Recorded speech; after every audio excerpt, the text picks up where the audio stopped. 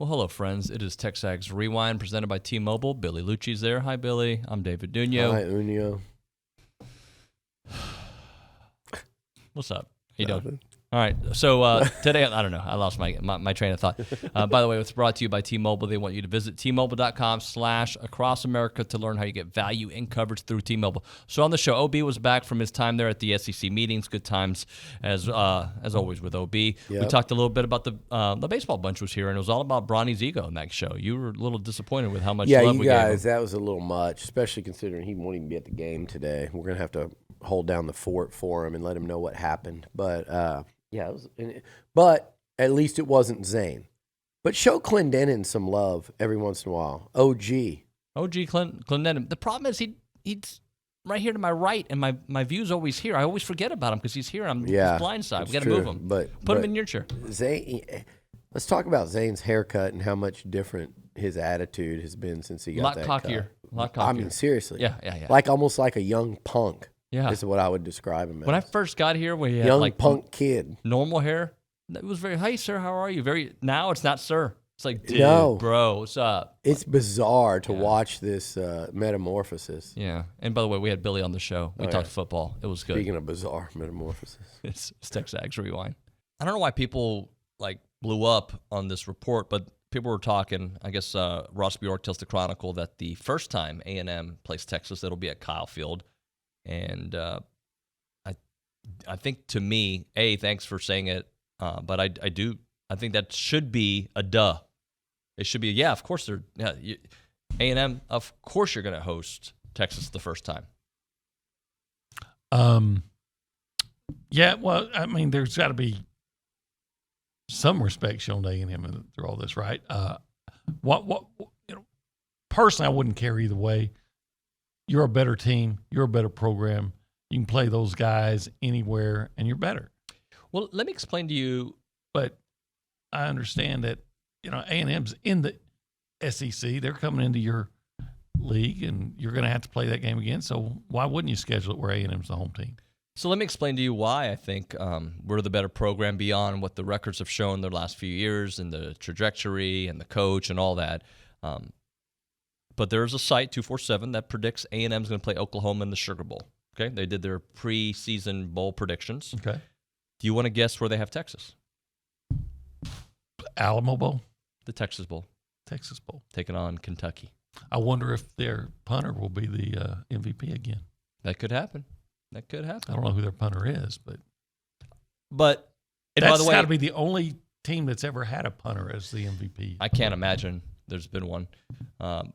Daniel Sepulveda from Baylor, maybe. I don't know. But they probably didn't get into a bowl. Yeah, you're right. They didn't. That was the guy Morris days. There's no way they got to a bowl.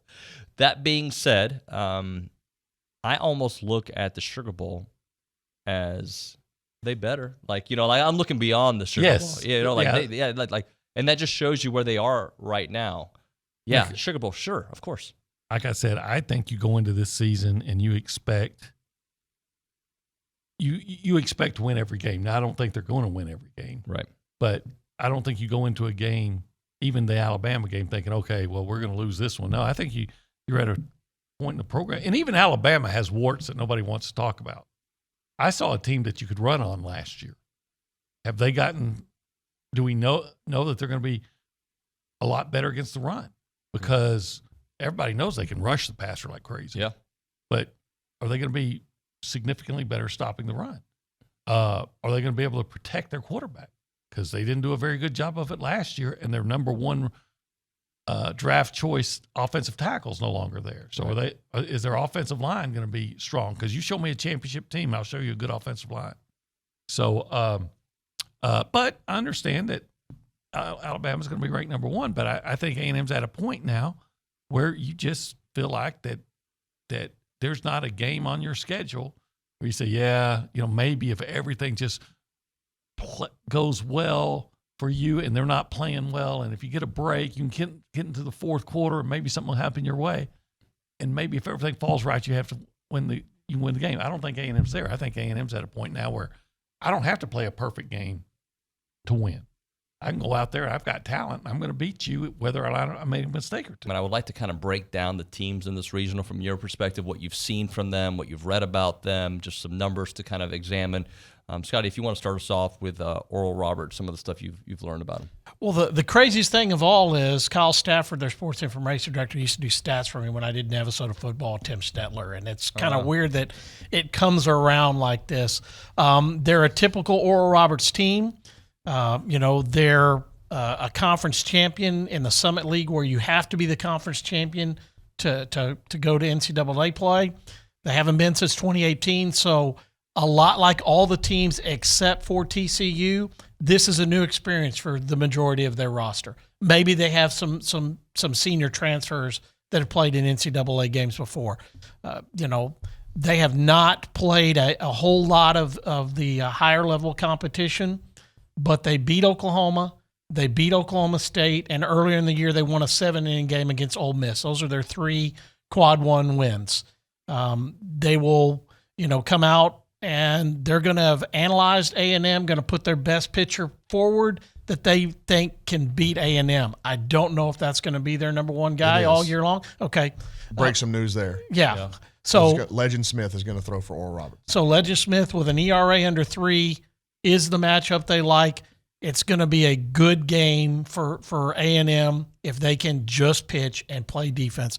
I think it's going to be hard for Legend Smith to hold down this offense the way they have been playing the last month of the year. Well, I think unless something has changed since talking to some people, I think it's going to be Legend Smith. As of yesterday evening, that's what I was hearing. I think when I look at Oral Roberts, their recipe for success is a 2-pitcher game today. They go from Legend Smith to Caleb Denton. Yes, the closer. Huh? Cade Denton. Denton, yeah. So they give the ball from Smith to Denton, and they think if they do that, they're in a position to win the game because those are by far and away their best 2 arms and the arms that give them the best shot to keep down a really powerful A&M offense. Their best player positionally is a shortstop who was at Sam Houston State. He's a Klein Collins kid. His last name's Lofton, a really good player. They put up good numbers. Their entirety of their team, they were first in the Summit League in hitting, first in pitching, first in defense. They are, but again, when you look at that, and they're hitting 306 as a team, which is incredible. You hit 306 as a team in the SEC, you're one of the best offenses the SEC's ever seen. But you're doing it in the Summit League, and people talking to people around the country, seems like that league, which is typically one of the bottom ones, was even down for by their standards this year. So I'm interested. They're going to be seasoned. They're not going to be intimidated. I thought their head coach was extremely impressive yesterday in his press conference. And he's going to have his team ready to play. And it's we can talk about comparing this regional to all the other ones, especially the ones in the immediate area of College Station. But it is what it is. This is who you got to play, and there is no way of getting around it. So A&M is going to have to be hooked up tonight, and they're going to have to be hooked up through the duration of the weekend if they want to keep playing. I think Bronny and Scott pretty much covered it. I've got the numbers on Legend Smith and Cade Denton if we want to throw those out there. Legend Smith in 13 starts this year, he's 7-4, a 2.41 ERA, 92 strikeouts, and opponents are hitting .218 against him. Cade Denton, a 4-0 record with an ERA of 0.44, and opponents are hitting .165 against him. What do we have going on in around Aggie land? Not much, man. It's the time of the year where there's not much going on. Obviously, there's a lot going on with this baseball team hosting a regional for the first time since 2016. It's the first time since the NCAA tournament has been to College Station since a 2017 Super Regional when the Ags faced Davidson. You got TCU here is the 2 seed, Louisiana's here is the 3 seed, and Oral Roberts is the 4. A&M plays Oral Roberts this afternoon, 1 o'clock first pitch. You are going to have to subscribe to ESPN Plus to watch that game. The Aggies and I believe they're the Golden Eagles. You have to have ESPN Plus to watch them if you're not going to be in the ballpark. Or you can follow along on Big Shooter's live threads. Me, Dalton, and I'm sure Bronny will be hanging out on that thread this afternoon. But if the Aggies win, they'll play tomorrow at 6 o'clock. If they lose, they'll play tomorrow at noon. The TV times have not been announced for the rest of the regional. TV designations also have not been announced for the rest of the regional. I would bet if the Aggies and the Horned Frogs win today, that 6 o'clock game tomorrow will be on cable somewhere, because that would be an absolute blast. A lot of drama, a lot of great storylines to follow there. It's going to be a fun weekend in College Station for sure, and hopefully the Aggies can continue their winning ways. Do we know what broadcast crew is in town yet or no? I don't. Okay. I don't know who's here and who's not. I know that Tom Hart is not. He's not here. I think he's at Auburn this Okay. weekend. So, but I don't know who's going to be calling the games on ESPN Plus and otherwise from the College Station Regional.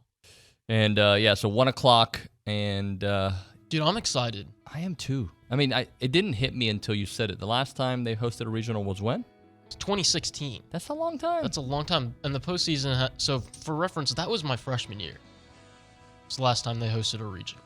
And then 2017 was my sophomore year, and they went to the Houston regional. Right. They were a 3 seed there and beat Baylor, beat Iowa, beat Houston, got some help from Iowa beating the host in the first game, and then they got a ton of help from Davidson, upsetting, I believe Davidson was a 4 seed, upsetting the number 2 national seed North Carolina in Chapel Hill, which gave A&M its a very, very rare super regional after being a 3 seed. And they beat Davidson, and really from the bubble to the heartland, I believe was the call when they beat the Wildcats to go to Omaha in 2017. So yeah, I was at that super regional in 2017. Feels like a long, long time ago. Yeah, it was a long time ago. Richard, great work. I'll see you at the ballpark here soon. Can't wait, man. Thanks, bro. I am excited about this offense, though. And I think because what he talked about in that clip right there, where like we're going to see 60 to the house. We're going to, because of the kind of playmakers he has, and you can see a smile on his face when he's talking about those weapons. No doubt, and that's where again I think all 3 of these guys will chuck it down the field and be able to throw. I think it's going to be the best deep ball offense that we've seen under Jimbo here in 5 years. I have zero doubt about that. I think all 3 of these guys are willing to, and they will cut loose and launch it down the field vertically. I think the key is going to be, like Haynes said, which of these guys are, it's going to be hitting these playmakers in stride and on time, and starting with Anias. Yep. Evan Stewart. I mentioned Moose. We got a glimpse of what he could do. Jalen Preston is tough to bring down if you let that guy get ahead of steam. He's built like a running back, so there's that element. I'm sure I'm forgetting somebody there, but Yule Keith, he might be the toughest if you give him a little space and let him work. So we saw that in the spring game. But I think that collection of dudes, oh, by the way, there's another guy you can line up and throw it to. He wears number 6. And Jimbo lined him up at receiver a lot early in that LSU game, and I thought it was a good way to settle Calzada down, and Zach could throw those slants. One guy just texted me, actually, that I didn't mention. His name's Chase Lane. Yeah.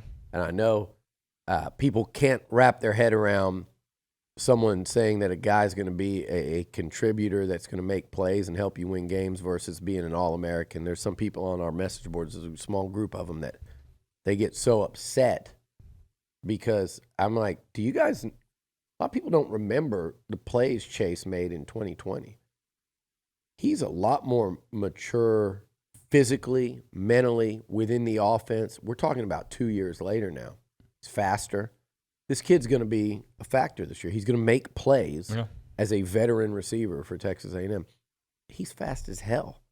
He's not 4.3. He's a mid 4.4s guy with some real explosion and a lot of experience in the offense. So I think, and we saw him this spring, he looked good. I think he looks physically like a little more jacked. He definitely does. He definitely does. So I think Chase is a guy, again, that you put into that. This is going to be a rotation of guys that can play. And I hope that Damian Craig plays these guys to kind of figure out who the hot hand is, not just throughout the week, but also on a given Saturday, because there's a lot of options there.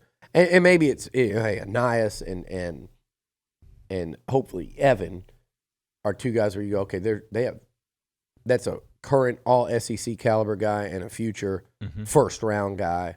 So we're going to get the ball to those 2 as much as possible. But as far as the rest of it, there is plenty to work with and to get the football to. And again, I think Devon Achane.